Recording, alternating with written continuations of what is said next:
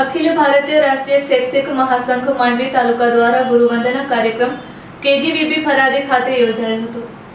ફરાદી ખાતે યોજાયેલ કાર્યક્રમમાં સૌપ્રથમ ભારત માતાને સન્મુખ દીપ પ્રાગટ્ય કરીને ગુરુવંદન કરવામાં આવ્યું હતું। ત્યારબાદ રાષ્ટ્રીય શૈક્ષિક મહાસંઘ માંડવી તાલુકા મંત્રી હિરેનભાઈ વાસાણીએ શાબ્દિક સ્વાગત કર્યું અને તાલુકા અધ્યક્ષ શ્રી પ્રવીણભાઈ કન્નડ દ્વારા સંગઠનની કાર્યપ્રણાલી તેમજ આગામી કાર્ય યોજનાની સમજ આપી હતી। કેજીવીબીની બાલિકાઓ દ્વારા ગીત એવં ગુરુ વિશે વક્તવ્ય આપ્યું। શ્રી રાજેશભાઈ સોરઠિયા દ્વારા કાર્યક્રમ અંતર્ગત પ્રસંગોચિત ઉદ્બોધન આપવામાં આવ્યું।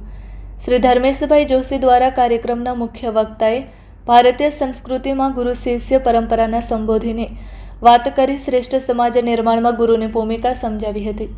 આ તકે પ્રાથમિક શૈક્ષિક મહાસંઘ ગુજરાત રાજ્ય પ્રતિનિધિ રામસંગજી જાડેજા, રાજ્યમંત્રી રમેશભાઈ ગાગલ, જિલ્લા પ્રમુખ લખધીરસિંહ જાડેજા તેમજ મંત્રી મયુરભાઈ પટેલ, વરિષ્ઠ ઉપાધ્યક્ષ નિલેશભાઈ અબોટી, જિલ્લા ઉપાધ્યક્ષો નવીનભાઈ ખાંખલા, ભરતભાઈ નાઈ, જુવાનસિંહ સોઢા, મહિલા ઉપાધ્યક્ષ દક્ષાબેન રાણીપા, કાંતિભાઈ રોઝ, કોષાધ્યક્ષ અનિલભાઈ, અલ્પેશભાઈ, અરવિંદભાઈ, મહેન્દ્રભાઈ તેમજ વનરાજભાઈ, હરેશભાઈ, લકુમભાઈ, મીરાબેન, નિશાબેન, કેજીવીબીના સ્ટાફ તેમજ તાલુકાના શિક્ષકો જોડાયા હતા।